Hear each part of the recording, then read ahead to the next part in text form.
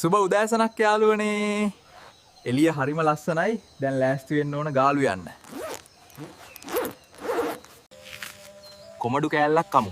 හරිම රසයි. දැන් මං යනවා තිස්මහාරාමේ පැත්තෙන් ගාල්ලට. තිස්ස වැවෙන් නාගෙනම යනවා. ගාලු යන්නේ වෙද මහත්තයා කාර්යවලා හේෂාන් මල්ලි තමා අද මාව පරිස්සමට එක්කන්න යන්නේ. කිලෝමීටර් 150ක් තියෙනවා ගාල්ලට. අපි තිස්ස වැවෙන් නාගෙන යමු. අපේ හේෂාන් මල්ලි කිව්වා වැවේ නාන්න හොඳ තැන් තියෙනවා කියලා. ඔන්න යාළුවනේ තිස්ස වැවට ආවා. එහෙන් ඉතින් කොල්ලෝ අපි පැන්නා. වතුර ටික මේක ඉතාලියේ ගාර්ද වැව වගේනේ. නාගෙන ඉවරයි. දැන් යන ගමන් හොඳ කෑම කඩේකින් ගමේ කෑමක් කමු. වෙද මහත්තයා කිව්වා මීකිරි කන්නත් අමතක කරන්න එපා කිව්වා. රුහුණු මීකිරි.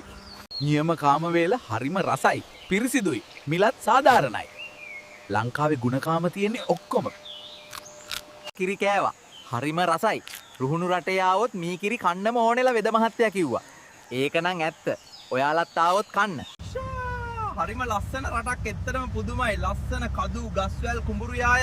මට හිතා ගන්න බෑ ලංකාව පුදුම ලස්සනන්නේ. මං හම්බන්තොට කුරුළු උයනට ආවා. මේකට ඇතුල් වෙන්න රුපියල් 1000ක් ගන්නවා. කුරුල්ල ගොඩක් ඉන්නවා. පැස්බරාලත් ඉන්නවා යාළුවනේ. මේ පාක් එකට එන්න තියෙන්නේ කතරගම ඉඳන් එනකොට හම්බන්තොට රෝහල පහු වෙනවා එක්කම දකුණට තියෙන පාරෙන්. ලොකු බෝඩ් එකක් තියෙනවා එතන. ගාල්ලේ මුහුදට ආවා. බලන්න සෙනඟ විනෝද වෙනවා.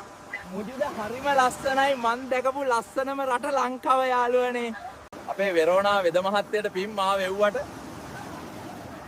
බලන්න ඉද හරිම ලස්සනයි. ඉරත් බැහැගෙන යනවා හරිම ලස්සනයි.